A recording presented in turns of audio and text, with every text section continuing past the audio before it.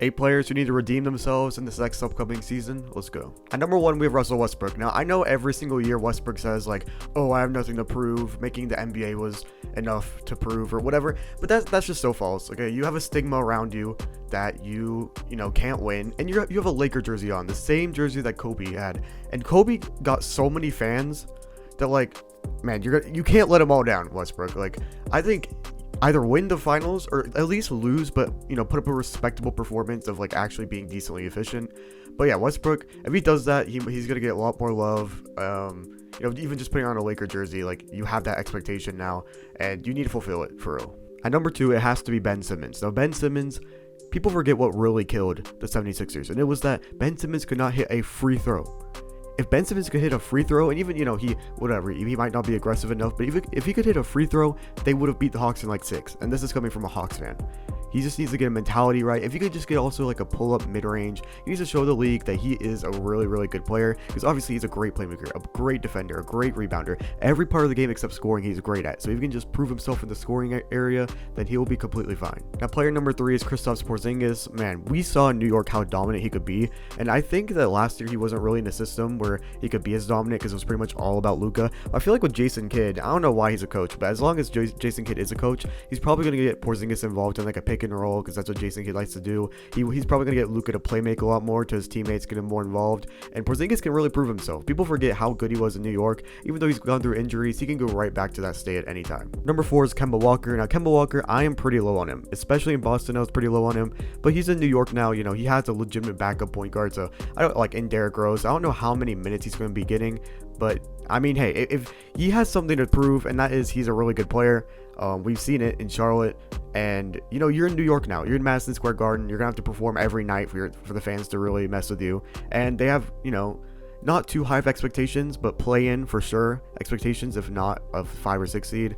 And I feel like this can be the time he redeems himself. He has a lot of defensive weapons around him. He'll also be probably asked to be a playmaker in New York, which he is not that good at. So if he can prove himself as a playmaker in New York, I just think that people respect him a lot more. Player number 5 is Dennis Schroder. And Dennis Schroder, I feel like in Los Angeles, he wasn't in a role where he thrived, because obviously he didn't win. He was second in 6th man of the year voting in the year before, and they put him in a starting role. I feel like that really shouldn't be his game. I think if Boston is smart, because he's on the Celtics now, if Boston's smart, they should put him as the 6th man and start Marcus Smart at point guard, or just something along those lines, because Dennis Schroder needs the ball in his hands, and he's not good enough to have the ball in his hands in the starting lineup. If he's running that second unit, then he's obviously the best player on the bench, and he's gonna thrive. Player number 6 is Jimmy Butler. Now, Jimmy Butler is the only player that isn't a Hawk that I have a jersey of. He's like one of my favorite players ever, but like, man, after playing so good in the bubble run, in the 2020 NBA, I don't like to call it the bubble run, the 2020 NBA playoffs, dropped 50 in a finals game, just ridiculous,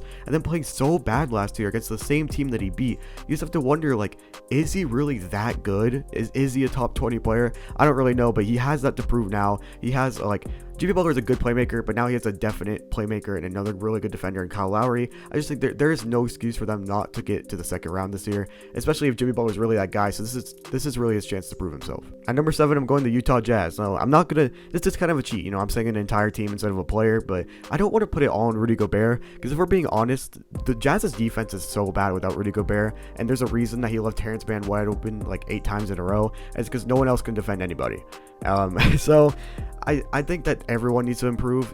Mostly Rudy Gobert needs to improve his offense, and the Jazz overall just need to improve their defense as players besides Rudy Gobert. And I think if they can do that, I'm gonna be honest, the Clippers, and no, I'm not a Jazz fan, but the Clippers were like the one team that had the best chance of beating the Jazz. Just the way that they played, they could put a 6'8" person at center, and obviously Rudy Gobert isn't really going to take too much advantage of that, so they're going to do it. They outshot the Jazz in the 3-point area. Like, I just think that the Jazz had a better chance of beating any other team in the league than the Clippers. Like, call me crazy, even though I will say, without Kawhi Leonard, yes, they easily should have beat the Clippers, but the Clippers just had such a good game plan that not a lot of other teams could run. And I just think that this year, I think either they lose to the Lakers or they make the finals. If you do anything else than that, like, you failed. At number 8, I have Julius Randle. Now, the pressure that the Atlanta Hawks put on Julius Randle, obviously that shows how much or how good of a player Julius Randle is. Even though, his stats weren't that good, we were pretty much doubling him. But that's what you get when you're a number one player on your team, right? So if he wants to stay as a number one player on his team, or even like prove to other free agents like Damian Lillard, or he's not gonna be a free agent, but like anyone who wants to come to the Knicks that they should come to the Knicks, Julius Randle needs to prove that he is a player that can be a first or second option on a championship team. Last year he did not really show that. I feel like Julius Randle has a lot of offensive help now on the Knicks. He has Kemba Walker, Evan Fournier. He still has Alec Burks and RJ Barrett. Like, they have really good pieces, and Julius Randle needs to prove that, hey, at least like make the playoffs. Because I'm not gonna lie, last year, was an injury-riddled season, and the Knicks, like, their two best players didn't miss a single game. I don't even remember, but they have like a chance to prove themselves to at least if they make the playoffs, then I'll say that's a successful season. And Julius Randle needs to at least put up a good fight against the team that they play in the playoffs. Yeah, what he did against the Atlanta Hawks was just not it. That's gonna be the end of the video. I'm not expecting all these players to bounce back, but I'm at least hoping so that we can get a really good league. I mean, there's always someone has to disappoint. Not every single player can play amazing, because that's not really how basketball works. But yeah, if you guys like the video, subscribe, comment anything, and peace.